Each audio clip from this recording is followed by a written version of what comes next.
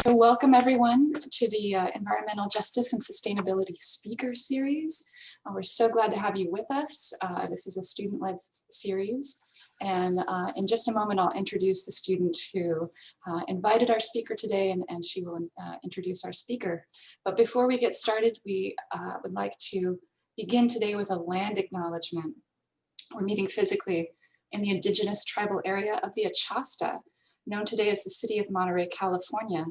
The Ohlone, the Costanoan, and the Esselen nations, and the tribal members known as Esselen, Carmeleno, Monterey Band, the Rumsen, the Chalone, the Ohlone, the Costanoan, and the indigenous peoples of Monterey County. All enrolled tribal members, their ancestors are identified in the San Carlos Borromeo de Carmelo mission and the Nuestra Senora de la Soledad mission original records. We acknowledge the tribal government and respect their spiritual roles today and their cultural heritage and the beliefs that are important to the living indigenous peoples of today. And I hope someday, having read this land acknowledgement several times, that will turn into scholarships for indigenous people at the Middlebury Institute someday. So with that, I would like to introduce our hostess, and this is Elizabeth Van Hallen. She is in the International Environmental Policy program here at the Middlebury Institute, and her focus is sustainability management, and she's been instrumental in hosting and getting this speaker series together. So Elizabeth, I'll let you introduce our speaker today. Thank you, Rachel. Thank you so much. So it's my honor to have you all join me for what will be a very informative presentation. I'd like to introduce our speaker, Nwamaka Agbo, and just give you a little bit of background. Nwamaka is the CEO of the Kitale Foundation and Managing Director of the Restorative Economies Fund. Prior to joining Kitale, Nwamaka built an independent consulting practice guided by her framework on restorative economics. As a consultant, she provided technical assistance and strategic guidance to community-owned and governed community wealth building initiatives like Restore Oakland, Black Land Empower, and others. Her work with these community-driven projects led her to providing trainings and advisory services to donors, foundations, and impact investment firms, including institutions like the San Francisco Foundation, RSF Social Finance. Nwamaka has served as a fellow for the Center for Economic Democracy and the Movement Strategy Center. She proudly serves on the board of Thousand Currents, Restore Oakland, Inc., and Resource Generation. Please join me in welcoming Nwamaka. Thank you. Thank you for the introduction, Elizabeth. Every time I hear my bio read, I feel like I need to spice it up somehow. Some fun facts about me. I ran college track. I thought I was going to be a professional runner one day, and that didn't happen. But I really love what I do now as a consultant and now leading up this new foundation called Kitale. And so thank you for having me today. What I would like to do for our conversation is first to just kind of ground us in some of the content that I will be sharing. So I come to this work as a social racial justice activist, a person who's done door-to-door community organizing, a person who's worked on candidate electoral campaigns, and I've also worked on policy, both statewide in California, but also federally. And part of the reason I have touched on those various different strategies in terms of how I do my activism and my social justice work is that I've always tried to understand what are the levers that communities can pull on to be able to exercise and access self-determination for themselves. And one of the things that I observed, particularly when I was working on policy, is that money is a stakeholder or a player in all of these strategies that oftentimes is invisibilized. So they're kind of what's called a ghost stakeholder. And I recognized early on that I needed to know more about how money operates, particularly in politics and policies, but also in our economy. Particularly when we have a nonprofit industrial complex where 501c3 organizations rely heavily on foundations. And that sits within the context of a larger global economic economic system. And so my work today will be more grounded in how we think about economic systems, how we seek to transform them. Restorative economics is a framework that I designed to really guide me as I continue to support community-led projects, as Elizabeth lifted up. And it's one framework that I think sits within the context of the Just Transition framework, which some of you may be familiar with if you know the work of movement generation. We also have new economy models that are used and referred to heavily in the New England area of the global north, but also then particularly in the global south.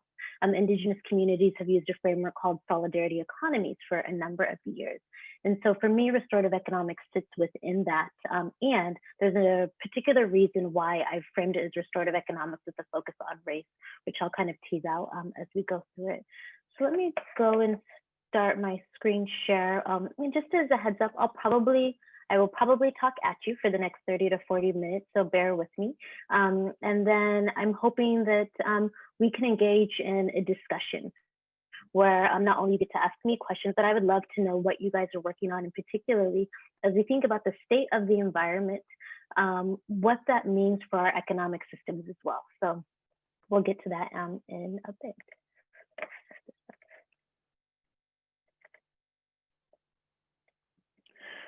Great. So I kind of told you a bit about who I am, and I think one of the stories I'll also share is that early on in kind of my professional nonprofit career, I had the pleasure of working at an organization called the Ella Baker Center for Human Rights. The Ella Baker Center for Human Rights was founded by Van Jones and Jennifer Peer, and I had the pleasure of working on the Green Collar Jobs campaign.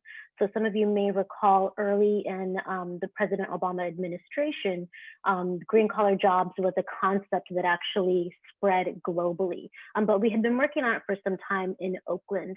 And green collar jobs is essentially the push to create green jobs in the renewable energy economy that would both fight pollution and create a pathway out of poverty for those that were impacted, and particularly those disproportionately impacted by the criminal justice system. One of the things that happened during the Obama administration is that many of the advisors, including Van Jones and others and organizations like ACORN, came under attack from the right. And so what we saw happen is that not only were these individuals attacked, but the movements that they were connected to. And so the green collar jobs movement and the push to invest in a clean green economy took a hit. And what I observed in that moment as somebody who was doing community organizing and policy advocacy is that many of the businesses that we had organized to provide the on-the-job training, the workforce development, the good quality career pathway jobs that we had identified for Black and Brown communities across the country, many of the businesses pulled out of their commitment and then decided to no longer engage these communities. And in some years later, I really reflected in on what it meant that at the time as an organizer, we were pushing for people to have access to jobs within an economy. We weren't actually positioning ourselves, Black, Brown, Indigenous communities, those that are most disproportionately impacted by extractive economic practices, to be the owners, the designers, the people that would actually be able to create the businesses in the ways that we knew they would serve the needs of the communities, and particularly those that are on the front lines of climate change. And so then my analysis around jobs and how we think about the demands that we call for from an organizing strategy, all this kind of helped to inform how I think about economics, the intersection of climate change, the economy, and social justice work. And so to kick us off, when I went back to grad school, my graduate studies book, the opening page talked about, the opening 2 pages introduced the study of economy as understanding who would get to eat caviar and who would get to eat potatoes, right? Who was going to take public transportation and who was going to drive a Corvette. And so this was the way that in graduate school, they were inviting us to think about economy, right? In these very disproportionate, disparate ways of the haves and the have-nots. And so if this is the worldview, if this is the lens in which we start to think about economy, we are inevitably going to create a system that disproportionately impacts certain sectors or certain communities. And so my work has been to understand what could another worldview of economy look like, one that is not rooted in competition and have nots, but one in which we come to understand the need for collaboration. And I think 2020 in so many ways, this year has shown us the need to transition from a market-based, competition-focused economic system towards one rooted in collaboration as we think about the existential crises of climate change, as we think about COVID-19 and national pandemics, and needing to cooperate with other states, with other countries in order to save ourselves together as humanity. And so when I look at economy and have really spent time understanding particularly our capitalist economy, there's particular habits and patterns that we see continue to repeat in how we redistribute goods and services throughout our communities and around the world. One of them being extraction of natural resources. And I'm assuming this is something you guys have studied heavily in your program. The other piece being exclusion, making policies that allow us to exclude certain segments of the population and being able to participate in a lot of the benefits of what a capitalist economy can bring to bear. And then the other piece is accumulation, allowing wealth and resources to then be accumulated within certain segments of the population that then allow them to consolidate their control over our political system, particularly our democracy. And so these four habits and patterns of extraction, exclusion, accumulation, and control, we could take to look at a number of different systems, particularly in the context of the United States. And so when we look at that of housing, the 2008 recession was where I really started to lean into this work and starting to really understand the way that the subprime mortgage crisis pushed Black and Brown communities out into the streets and then made it possible for those with access to capital cash loans to be able to scoop up so much of the housing market, particularly in the Bay Area. And so this is where we've seen gentrification really explode and really take off. And then making it possible to also exclude people from being able to access any of the housing market as well. So then when we start to see corporations like Airbnb and others making it possible to take housing out of the housing market for their own profit and gain, we're denying people access to the housing that they need to be able to live meaningful and dignified livelihoods. And then once again, understanding that so many of these major real estate corporations are able to own the majority of the housing stock across urban centers. And some of you, I don't know, those of you that may watch Hassan Minaj's show on Netflix, he did a beautiful piece where he really lifted up that now the rental market is the next big economic crisis as we come to understand how renters' leases are being resold and traded. And then what we see come out of accumulation is, once again, we have big corporations that are then able to leverage their capital to shape policies and to shape policies that then force us to rethink the way that we look at the housing market. And so we could spend time taking these same habits and patterns of extraction, exclusion, accumulation, and control, and looking at the education system and looking at the transportation system, all the ways that we've made it possible to justify the ways in which Black, Brown, and Indigenous communities are denied access from our economic system. And so for me, when I came to study economy and look at it and understand it, so much of the ways that we talk about economy has been about supply and demand. It's about the market. It's about the dollars and cents of goods and services. And what I also know and have studied is that the Greek meaning of the word economy is the management of home. And so when I think of my home, I'm not thinking about dollars and cents while I am, looking to pay my rent or mortgage, but I'm mostly thinking about a safe and sacred space for my friends and family to gather. I'm thinking of the culture, the traditions, the spiritual practices. And so how do we come to expand our understanding of economy to not just be about the dollars and cents, the inanimate objects, but actually something that reflects the humanity, our total experience, and home, our collective home being quite literally the planet that we're all here on together.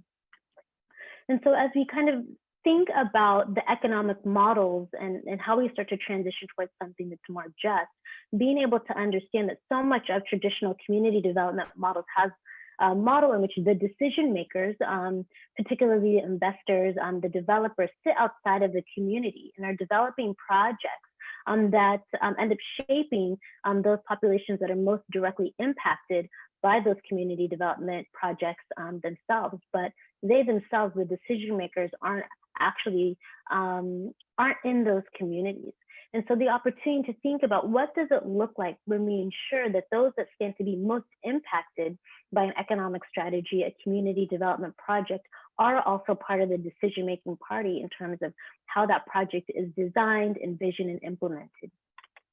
And so as we try to figure out what it looks like for us to move towards a just transition, the ability to understand that moving from extraction and accumulation requires us to start to move towards a model of regeneration, right? Of shared prosperity, of an economic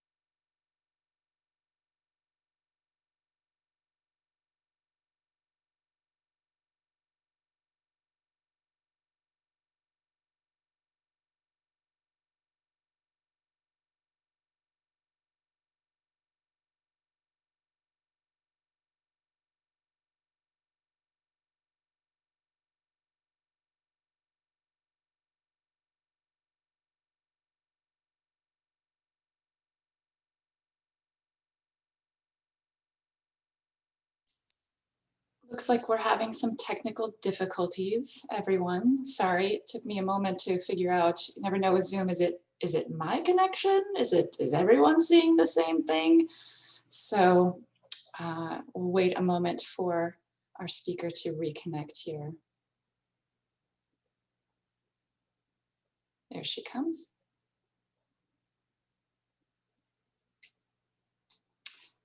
And I need to allow her to unmute. I don't know, where do you can you guys hear me now? Yes, yes. Where did I drop off? Well, I'm not sure again if it was the same for everyone, but you were speaking about, it was the slide where it's putting the community members into the loop, and you were just going from that slide to where the 4 points of extraction, exclusion, accumulation, and control move toward regeneration. And I didn't quite process the rest of that slide. Is that, Elizabeth, is that where you? That's where we lost it. Yeah. Yeah. Okay, got it. I am so sorry. Let's not your fault. It's okay. start from there. My apologies if you heard me cussing. My apologies. No, we didn't hear No it. worries. Okay. Okay. So I left off, and thank you, Rachel, for the cue, is this piece of looking at how we move from extraction and accumulation towards regeneration and shared prosperity.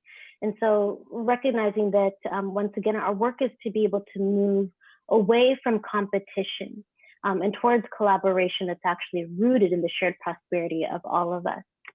And so my work on restorative economics, probably by no surprise, is deeply rooted in analysis of racial justice work. We have an economic system, capitalism, that has relied on racism to justify what it means to allow people to be excluded out of our economy, to be extracted from, and to have their labor be exploited. And so specifically, when we think about the history of the genocide of indigenous communities in the global north and the stealing of their land, when we think about the enslavement of Africans stolen from the continent, even when we start to look at practices like redlining as recently within the last 100 years, there's so many ways in which we've created policies and practices that have justified why some of us get to live a life with dignity and access to good health care and good education and clean roads and streets, and others do not. And so restorative economics calls us into really recognizing and acknowledging the hurt and harm that has been done to these communities, and understanding that we need to strategically reinvest in them to ensure that they not only have what they need to build a life rooted in their own humanity and dignity, but so that they can also be a part of the conversations and how we create a more just economy going forward. And so also as no surprise, this is very much, yes? Sorry, your slides are not sharing, so I just want to check if it's okay. It's all good. That is all good. Here we go. Okay. There we go. Okay, so this is the image. I think you guys saw the last one that I had just. So this is the last one I had just shared, and was starting to set us up and talking about restorative economics. And so recognizing that when I started to engage in the solidarity economy, new economy space, one of the things I observed is that those that were really talking about new economic models and frameworks were inadvertently replicating some of the practices that I've seen through structural racism and gender justice studies and issues and organizing work that I've done. And so as people have started to leap forward and figure out, well, how do we create a more just economy? We actually haven't spent time undoing and learning from the systems of oppression that brought us here. And so restorative economics is quite frankly rooted in a belief and an understanding of reparations, and reparations being an important part of the repair that then makes it possible for us all to come together towards an economy rooted in collaboration. And so kind of the shorthand of the framework is to first look at community stewarded projects. So I'm interested in supporting projects where we bring together groups of people or groups of organizations to collectively own and manage a community asset. And so this helps us to move away from models where we're continuing to lift up individual wealth and riches and move towards models of shared prosperity. And so some of us probably familiar with models like worker-owned cooperatives or community land trusts, those vehicles that allow us to actually share the wealth together in a community. And also recognizing that the other critical piece of this is ensuring that, once again, those that are most impacted are also part of the governance structure. So ensuring that we're actually creating shared systems of decision-making that allow us to all kind of weigh in on how we then use and steward that asset together in a community. This is particularly important when we think about the United States kind of being the poster child for democracy, and at the same time, we have seen the way democracy has come under attack. And so how do we start to use these community-led and driven projects as a way to reclaim what it means to have a true democratic system that's rooted in the collective well-being of a community? And that at the end of the day, the work is not just for more people to own more things together, which unto itself I do think is a beautiful goal, but really recognizing that the work is to really leverage these community wealth building projects to build the self-determination and shared prosperity for these communities and service them of their political, cultural, and economic power. It's not just an economic conversation. It is also about who gets to have power and what are the cultures that get to support our values in the ways that we look to share these goods and services. And so the first piece, once again, being about acknowledging the hurt and harm and moving towards the repair, and recognizing that in order to shift cultures and shift systems, we also have to have embodied practices as individuals, as groups together, and as institutions that allow us to lean into those practices of regeneration and shared prosperity and governing for the common good. And that this allows us to start to create new cultures, traditions, and ways of being and practice with each other around our economic systems that are once again rooted in a value of collective belonging and commitment to one another. And sorry, I'm just speeding up because I think I lost some time with all the Zoom stuff.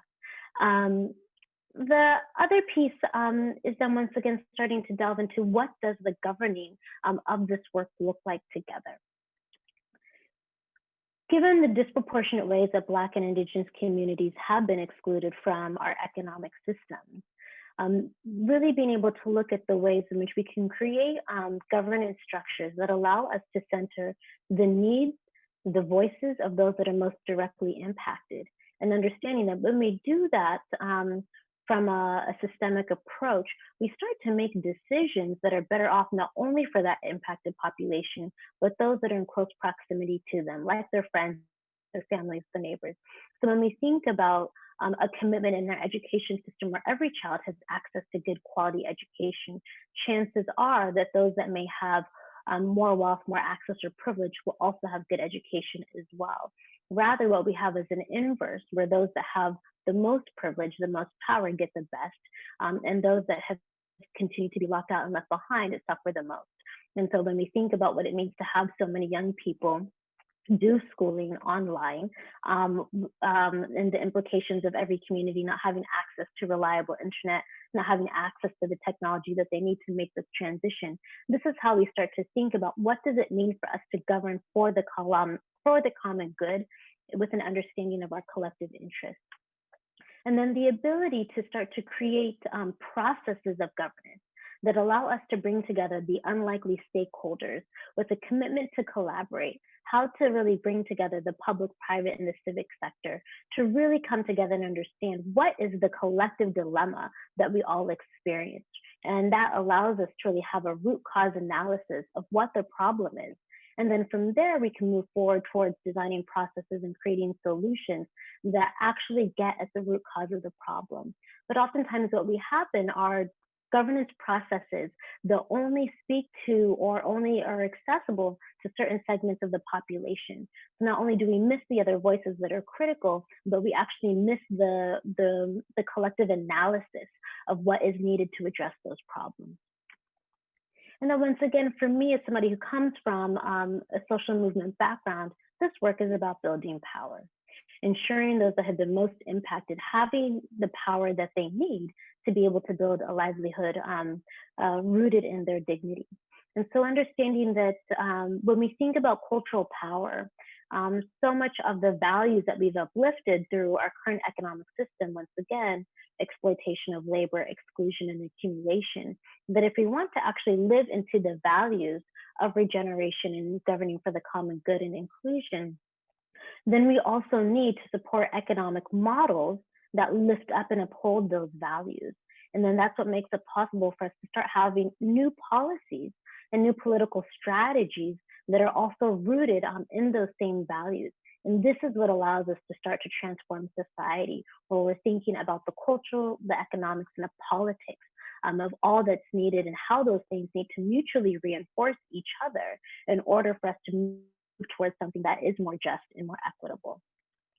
And so for me, as I look to work and support projects, as we have a conversation about moving from extraction and accumulation towards the regeneration and redistribution of wealth, land, and power, that this work is really rooted in power. I think oftentimes the conversation can stop at the dollars and cents. It can stop at the land, but ultimately we're trying to ensure that those that are most impacted, once again, have the political power and the ability to be able to advocate for themselves and exercise self-determination. So when I look to resource projects, I look to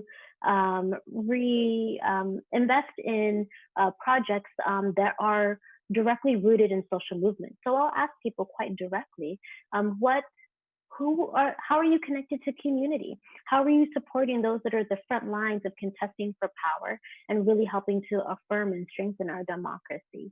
And so making sure that people understand the iterative relationship between the economic systems we're trying to build, but also the political movements that make it possible for us to even start to shift some of these systems. And so much of this work is about investing in the human development and capacity of those communities that have been most extracted from and excluded. I end up speaking to quite a lot of investors, for example, and the investors oftentimes want to know, well, when can I get a return on my investment? Is it 3 years? Is it 4 years? And I oftentimes have to remind people that when we think about particularly the experience of Black Americans in the United States, enslavement of 400 years, you can enslave the people for 400 years and at the same time expect a return on investment in 4 years. And so recognizing that when we talk about the racial wealth gap, what is actually sitting in that gap has been communities being denied access to certain capital, information, knowledge, expertise, and networks. So we actually have to invest in the human development capacity building of these communities to even be able to engage in conversations once again around the new economic systems and models that we want to lift up.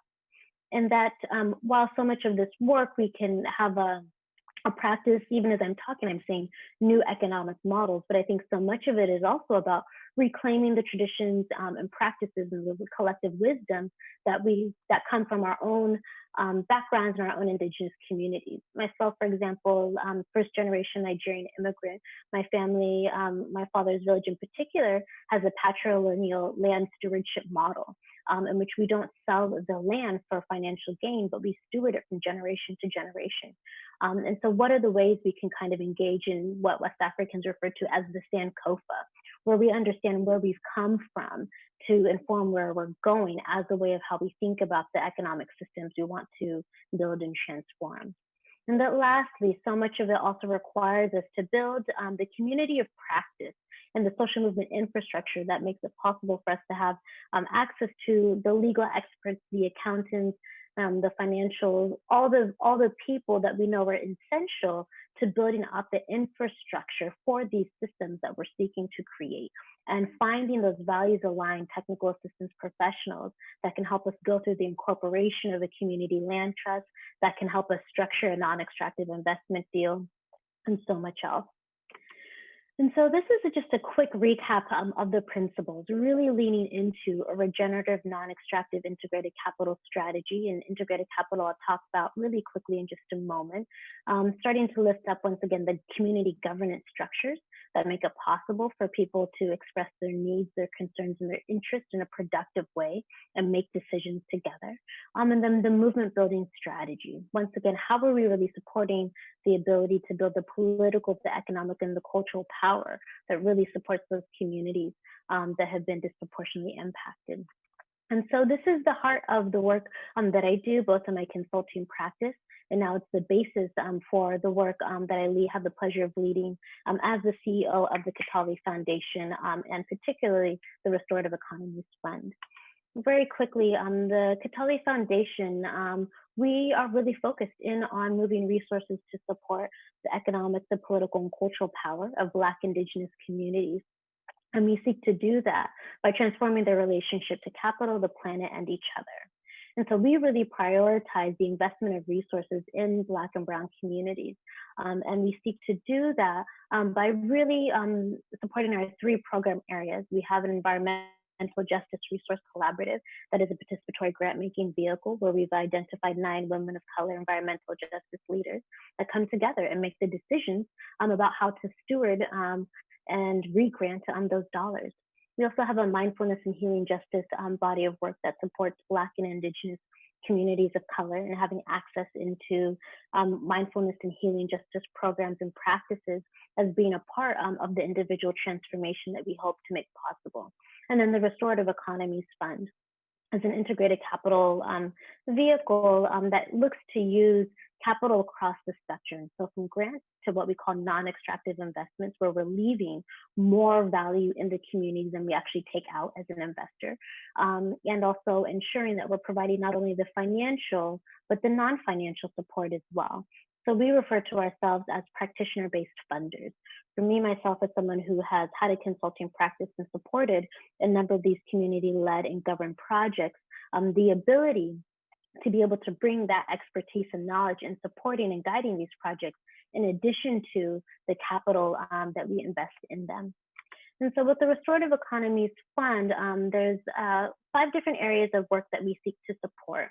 they look to support equitable economic development projects. So those projects that may be market rate, but where we have groups of organizations, once again, creating spaces that provide a slate of programs and services to the community, and that once again, this asset is being held collectively and governed by the community. And then also land and housing stabilization initiatives, recognizing that land in particular is a non-renewable resource and that housing is a human right. And so how do we actually support those projects that are seeking to take land and housing out of the speculative market? So models like community land trust and real estate cooperatives.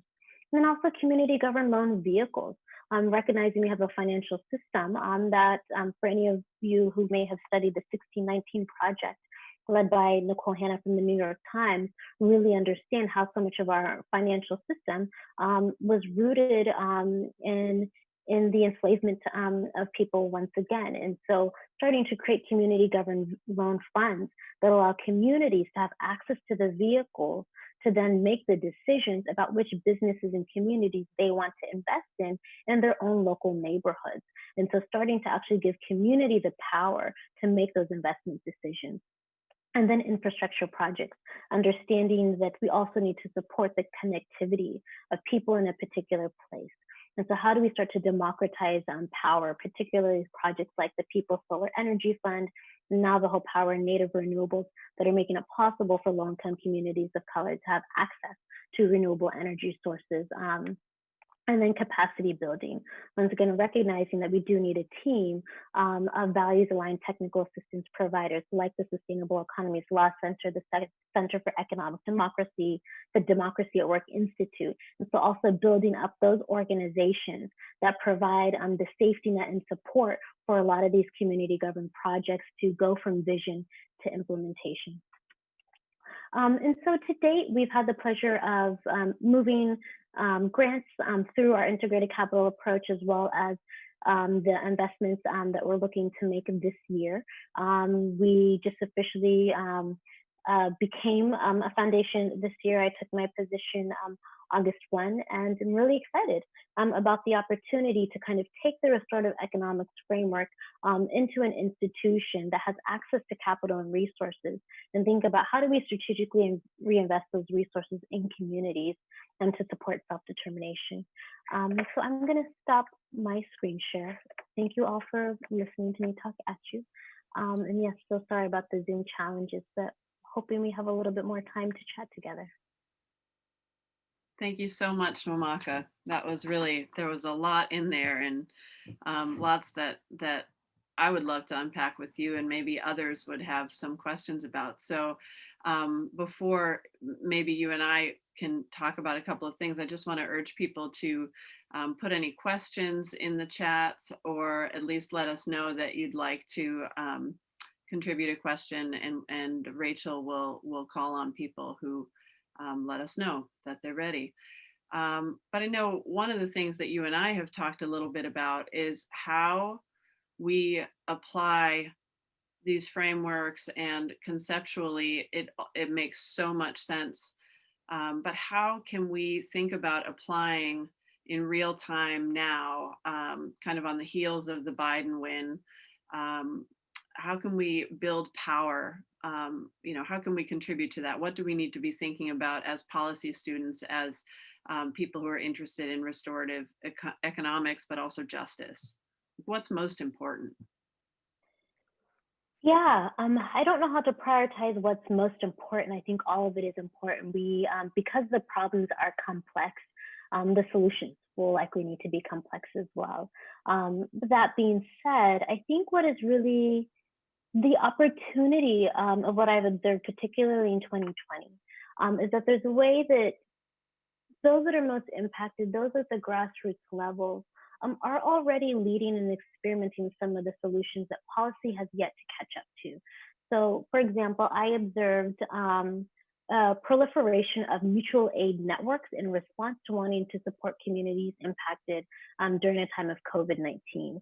Mutual aid networks have been used for decades in the global South, and it's something that we just kind of got hip to in 2020 in the global North.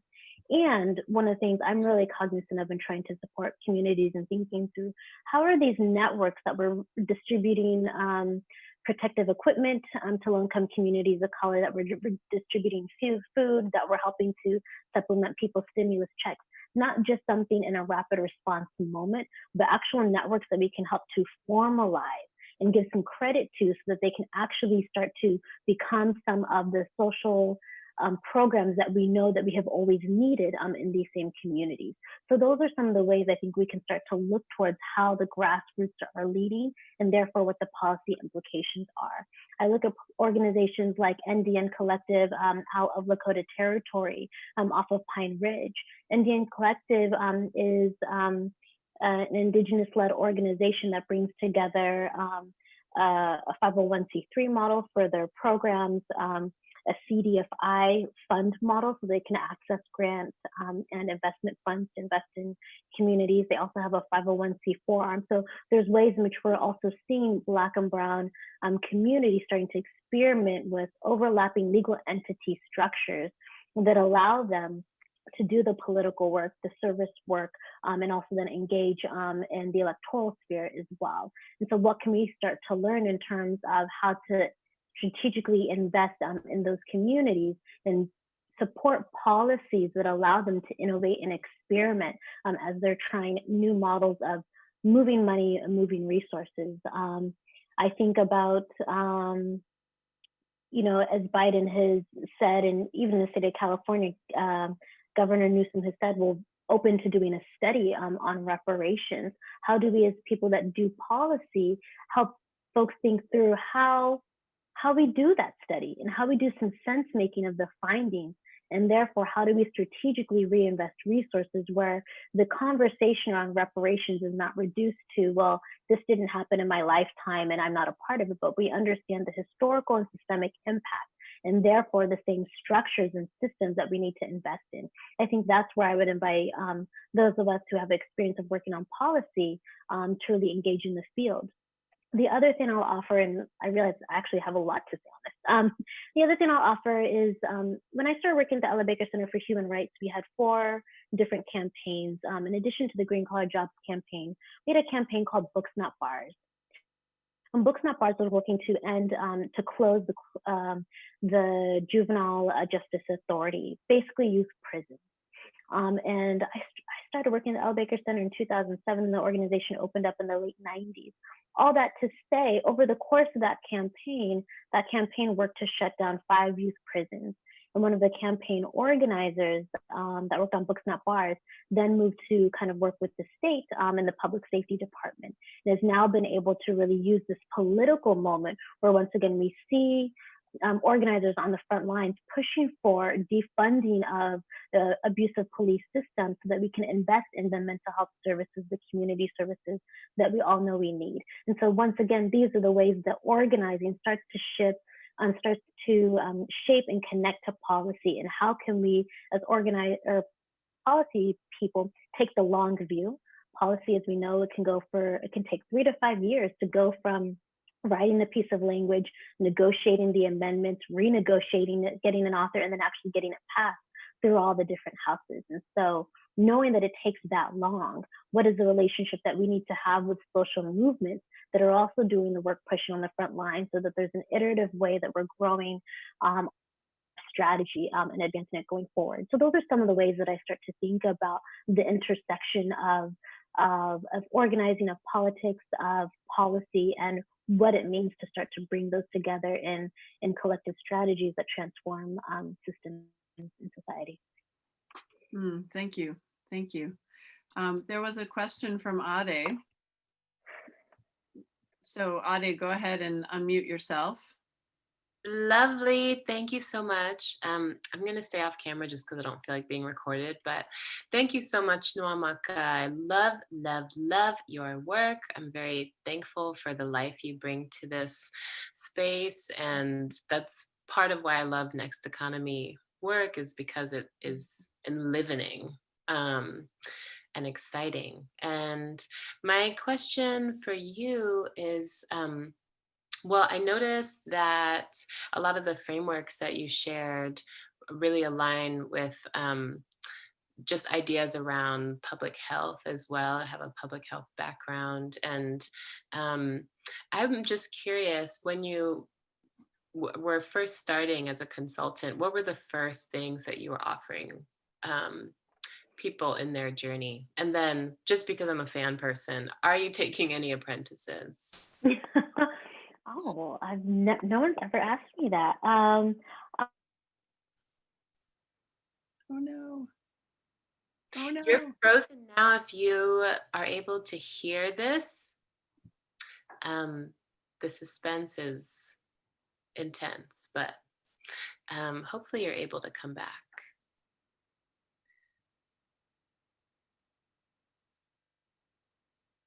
Well, let's see. I had the pleasure of working with a lot of great organizations, but none of them are doing the work that I was seeking to do, particularly in the way that I wanted to do it. And so I actually started with a fellowship program. And the fellowship program with Movement Strategy Center allowed me to have a project that I worked on, specifically the Restore Oakland project. And it was by working on that project, I came to understand then what is needed, what are the challenges, what I could potentially offer. And so I started as a project manager. So sometimes people need organizations that have a vision for what they want to do, unfortunately, are in the immediate throes of campaign and organizing work.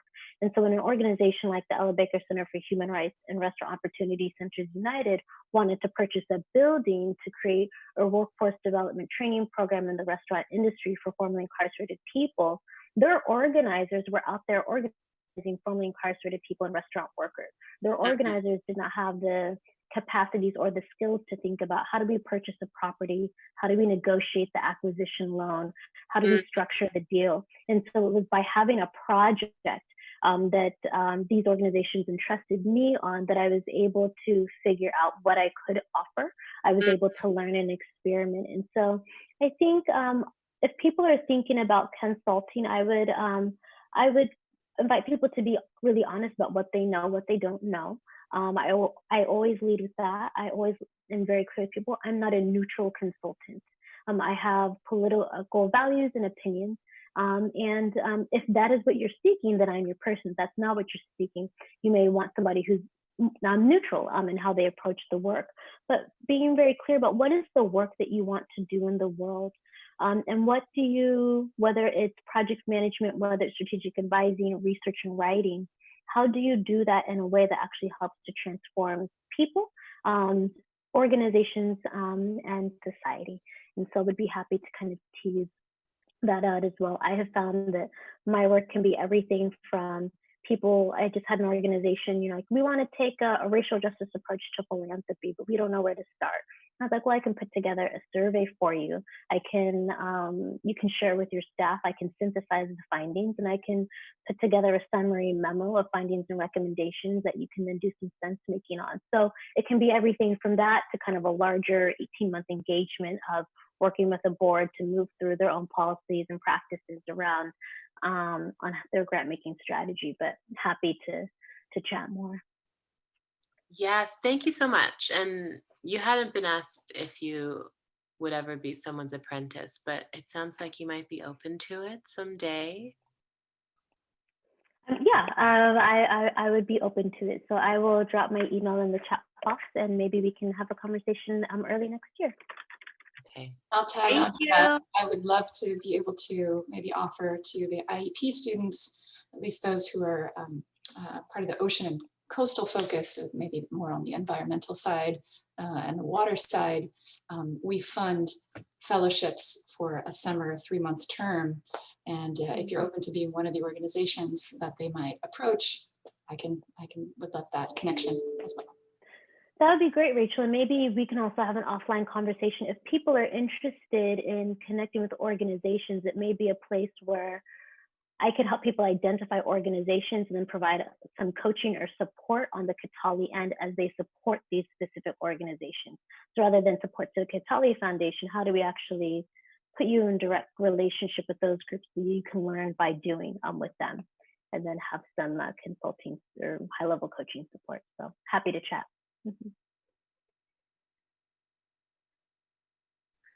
you were thinking you might have some questions for us to kind of stimulate some conversation. Are there any that, I know we've kind of batted a few things around, but is there anything that that you're curious about? Yeah, I am curious. I'm really curious how people are making sense of this political moment as we both think about what we've observed in 2020, as we understand what we're hearing about President-elect Biden's platform, particularly as it relates to climate change, as we're seeing who his picks are. How are you, as students that are really focused in on environmental policy, doing some sense making of this political moment, and therefore how it may shape the work that you take on in the future? And I'd love to, I mean, I could take a stab at that, but I'd love to hear from participants who are part of this conversation from my program. And I know I can see a bunch of people on here who have opinions and are outspoken. So I'm gonna make a call to ask you all to, you know, share what you're thinking at this moment in time. Is there anyone who's willing? Just unmute yourself and go ahead and jump in. And even if you're not in the IEP program, I mean, we're all in this boat. So anyone who's participating, we do have about 40 people on, so someone must have some feelings about this. I can take a stab if nobody else wants to. Hi, it's so nice to meet you. My name is Maddie. I'm actually an MPA student, Master in Public Administration, with a focus in everything. I come to a lot of IEP events and am very passionate about the environment and Mother Earth and all of those things. In terms of making sense of this political moment, it's really like a period of reckoning, isn't it? Where it feels like 2020 has felt like a majorly jarring paradigm shift or potential for such. And right now, the way I'm making sense of it is that we are like not quite in the eye of the storm. We're like circling around it. But, you know, I think that I've been very drawn to learning about grassroots movements, about where I see myself, what role, where I can be of the most help, whether that's the policy side, which I'm not going to lie, like a policy job day in and day out seems a little mundane for me. But if that's where it works, you know, or like some kind of liaison between all the worlds, that's kind of how I'm making sense of this moment. And what's inspiring and engaging for me about it is that it is wildly unknown, which I think a lot of people, and I have moments where I'm fearful of that, but also when things are being created, there's really no limits to what our imagination can create. I unfortunately came in at the tail end of your presentation because I had office hours before that, but restorative economics is something I'm very passionate about and follow the New Economy Coalition, National Community Reinvestment Coalition, Next Economy, the Lift Economy. So very interested in the work, and we'll definitely be looking at the recording, but that's my take to start the conversation. For sure. No, thank you, Maddie. And you're talking to some of my deepest friends. So a lot of great work happening out there. And yeah, it is both overwhelming, but one of the things I heard from an organization, the Center for Story-Based Strategy, is that constraints create innovation. And so given what we understand the constraints of, you know, 10 years now to address irreparable climate change harms, all those things, how does this actually create a deep moment for innovation and creativity that we allow to emerge from the grassroots? So I'll be tracking it alongside with you. Thank you, Maddie. Is there anyone else who's listening and thinking? I'm sure all of you are thinking. Is there anyone else who's inspired? Unmute yourself and push on ahead. Or anyone? I also have another question. Yeah, go for it. So So I have the pleasure of working with an organization called the Swift Foundation, and the Swift Foundation does a lot of funding of Indigenous communities, particularly in the global South. And once again, as you know, I introduced, I come from a Nigerian immigrant background, identify heavily with the Black American experience, and so we went through the framework and spent some time really focusing in on the language that I was using and how it does and does not resonate with Indigenous communities. And it was really helpful and enlightening for me. And so I'm always interested in understanding, particularly as we think about climate and the environment, there's a particular way Indigenous communities make sense of it. There's a particular way that Indigenous communities look to really honor the earth and her relations separate from humans. And so curious as to how also as environmental policy students, you guys are engaging with Indigenous communities and how that's informing how you think about environmental policy and the strategies to really move it.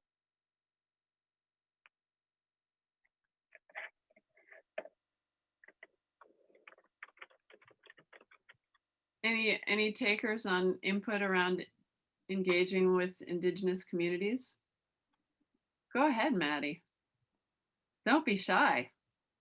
I feel bad. I like come in the second half and have all the ideas. Not saying, sorry, never mind. I didn't mean that. What I mean is that I have dear friends who work in regenerative agriculture and glean a lot of insight from learning about Indigenous practices. And a friend of mine sent me this meme that had a picture of this like engineered contraption that was like a carbon dioxide absorber. And then it said like man's invention. And then it was a tree and it said like nature's invention. And I just thought about how with this focus on science, you know, moving forward, science is great, science is helpful, but not to negate ancient Indigenous wisdom that is in major equilibrium with the land and has proven sustainable throughout time.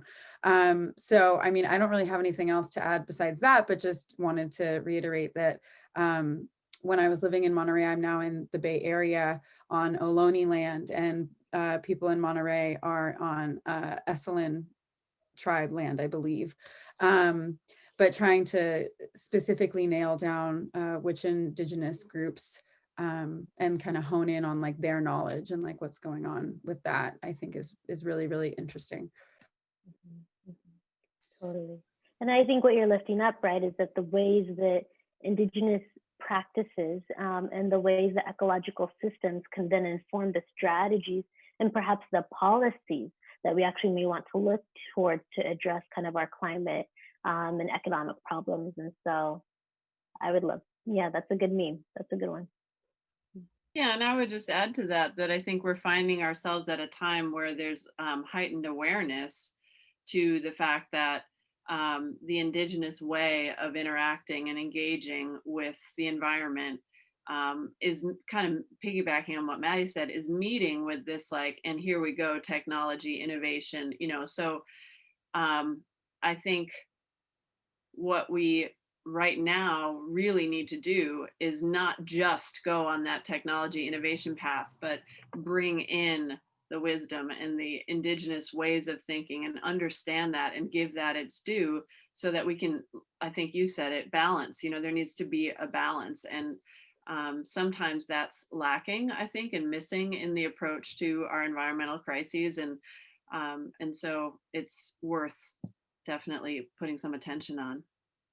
Yeah, and I would just make a last point that I work in ending gender-based violence, domestic violence, and in the communities that we work with and are cultivating relationships with, it's very clear that land is an extension of our bodies. And so really attending to issues like prison abolition and paying attention to murdered and missing Indigenous women, and the multiple ways that Indigenous bodies are being oppressed and under attack, that through my work in gender-based violence, there's a clear connection to land back, to environmental justice to climate breakdown, all of these themes you're talking about here connect so intimately with ending violence against bodies. Thank you for that question, Nwamaka. Thank you. Yeah, thank you for that, Ade, too. Very powerful. I know we're just about out of time, but there is one person who just flagged me in the chat with a question about connecting to international movements. The person is Jonathan, and if they could unmute themselves, and if we could just have one more question, if that's all right with you, Nwamaka. Totally. Okay, go ahead, Jonathan. Yeah, thanks, Nwamaka and Elizabeth. Yeah, just curious, Nwamaka, what examples of successful ways that groups have connected, like climate justice or environmental justice groups have connected with efforts and movements that are working abroad outside of the borders of this country. Do you have any, have you seen some good examples of that? Yes, I have some organizations I would lift up and point to. So there's an alliance or a collective, I don't know how we'd name it, called La Vie in Campesina.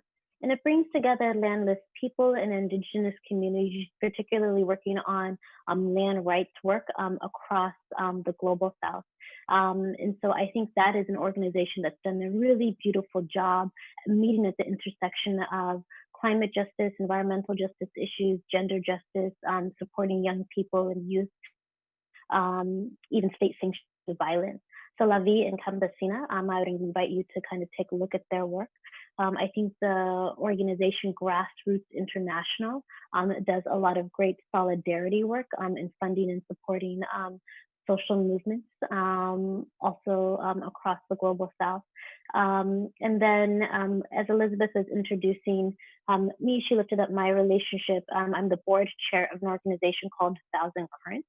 We are philanthropic, public philanthropy based in the global north. However, our resources and grants go towards supporting communities in the global south, particularly indigenous communities across Chiapas, Guatemala, Brazil, South Africa, and many others. And so there are ways in which we've seen solidarity of indigenous people, of landless people across the global south, and sharing strategies, particularly as we see the same corporations move from country to country, enacting and using a lot of the same tactics to hurt and harm communities. The ability for these organizations and people and movements to come together to share information, share what they're learning, and also share the ways in which they're experimenting or deepening their indigenous practices and values as kind of a solutions-oriented response to a lot of what they are experiencing in their community. So those are a few organizations I would lift up and point you towards. Thanks very much. I actually work at Grassroots. Oh, you do? I went to GR. Oh, do you have GRI in your name? I went to Haiti with GRI a couple years ago, and it was an amazing experience. And Mina Remy, who's no longer there, has been my. Oh, that's wonderful. Yeah, she mentioned that you really connected well at that delegation. Thanks very much for all the great things that you've invited us to look at. Thank you. No problem.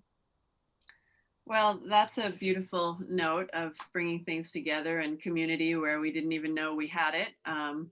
So like you and Jonathan are connected, I have this sense that we all have now started to form connections, the 40 or so people who were here on this call today from Tacoma and Massachusetts and all over the place, as I've seen. So I just want to acknowledge and celebrate that that we must remember these connections that we make and use them wherever possible. So I know Nwamaka has put her email address and just put the website for the Katali Foundation in the chat. Don't pester her, but I think, I'm kidding. Please use these connections as resources in your work. And Nwamaka, thank you so much for joining us today and being so generous with your time and your knowledge and your wisdom. We all would do well to incorporate it in the work that we do. Thank you. Thanks for having me so much, Rachel, Elizabeth, and everyone. And yes, if you do email me, there's a chance I might not get back to you for a few weeks, but keep following up, and I'll do my best to circle back in a timely manner. Thank you, everybody. Thank you very much. Thank you. Thank you. Thank you. Thank you.